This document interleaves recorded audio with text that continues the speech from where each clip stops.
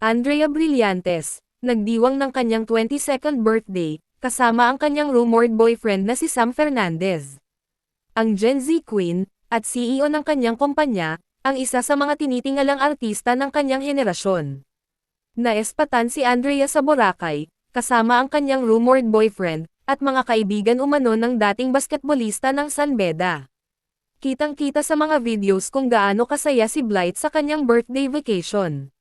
Naglaro pa sila ng frisbee.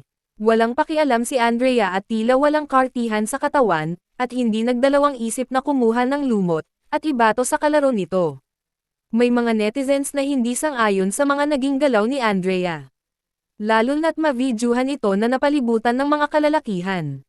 Habang tumatanda raw itong si Andrea, ay mas lalo naman raw itong lumalandi. Deadman naman si Blythe, at ang kanyang mga taga-suporta, sa mga saway ng bashers. Kinlaro naman ni Andrea, ang estado ng kanilang relasyon ni Sam Fernandez, na dating pa lang sila at hindi pa magsyota. Hindi naman itinago ng businesswoman actress, na kinikilig siya at si Sam Fernandez ang nagpapatibok ng puso niya ngayon.